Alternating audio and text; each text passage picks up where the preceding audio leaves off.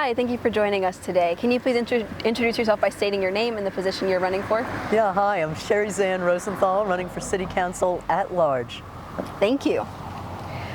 So Durham over the years has struggled with crime. To address that, the city has taken two different approaches with ShotSpotter technology and the HART program. Which of those two approaches you think deserves more investment and why? Yeah, I don't like the idea of ShotSpotter. The idea that my city of Durham would institute government-sponsored surveillance of our citizens strikes me as really not a Bull City solution. Now, if people in the impacted neighborhoods were to say, we love ShotSpotter and we want it, that would hold a lot of weight for me. But so far I'm out in the community talking to people, and that is not what I'm hearing. Yeah. So you're saying you would support HART a little bit more than, or more? Oh, much more. I think the HART program is really great, but it's very expensive. Even in its first years, it's about $8 million a year. Yeah. And I think we have to take a look to see what the metrics are and how we can see if the cost can come down. Yeah. It may be that the cost can't come down, but I'd like to see that. Yeah. So affordable housing has also been a big challenge for Durham. One group argues that Durham zoning laws are too restrictive. They propose a package of changes called SCAD, Simplifying Codes for Affordable Development. The new council will vote on SCAD. Are you for or against it? Well, it's not clear that the new council will vote on it because it's been continued until the very last meeting that the Lame Duck Council is still in session. I am such a big opponent against SCAD, and I'll tell you a couple of reasons why. The first is that it is the definition of regulatory capture. It is the real estate industry itself that has proposed this broad rewrite of our development ordinance, which is the public's development ordinance. The whole reason for the City Council to have so much power over development, as it's set up by the General Assembly, is because developers have profit as a bottom line. The City Council should have community as its bottom line. And that check and balance is a very healthy thing. And I think having the industry write its own regulations really destroys those checks and balances. Yeah, definitely. What's another city that Durham could learn from? What is a city that you would point to that's doing something right, whether that be crime, affordable housing, transit, or another issue? You know, that's a tough one because there are good things happening in every city on certain areas, including Durham. Yeah. And so other communities, and I would have to look this up, but other cities in North Carolina have banned mass grading. That's where the developer's allowed to come into a multi-acre tract and just take off every blade of grass, every tree, and make the land more one topography line. And that also destroys all of the topsoil, creates incredible sedimentation, and has been suffocating the creeks in southeast Durham. And now it's going to expand to North Durham. There's also a lot of blasting that goes along with it.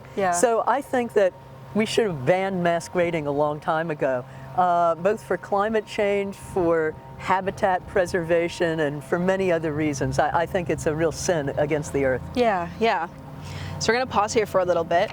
When you look at Durham's changing skyline, like this building here, what's your reaction to what you see? Are changes like this good for the city or not? Or do you guys stand in the middle somewhere? Well, you know, I think that different areas call for different forms of development, and that we can be nuanced about that. So I don't find this too objectionable here in an area that's right next to downtown. What I don't like is that it comes right to the street. There's no room for large trees. And I think that one of the hallmarks of Durham has been its livability, its greenness, and we really need trees to cool us off so that we're not heat islands and for other reasons. And so this change happened when our development ordinance became the UDO.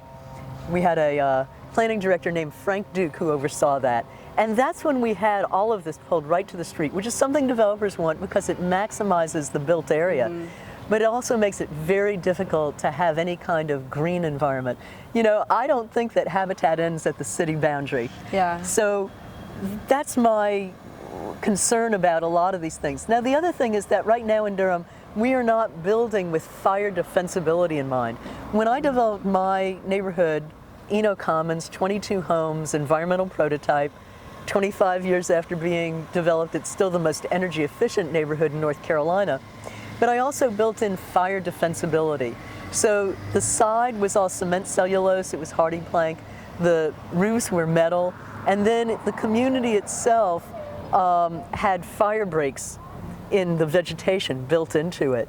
So, 25, 30 years ago I was thinking that way. Now, as we feel how much we've heated up, we know that the wildfires we see elsewhere are just a step behind here. Yeah. And I think we need to start thinking about these issues as we develop. Yeah, definitely. We'll keep walking for the last couple questions. What's a memorable book that you've read recently? I'll tell you a memorable magazine that I read recently, and then maybe I'll think about, because I have read several books. The 50th anniversary issue of Ms. I'm pulling all kinds of stuff out of that. It's like, oh, that's a great quote. That's a great quote. Especially from our women Supreme Court justices in this time where so many privacy rights and rights over our own body are under challenge.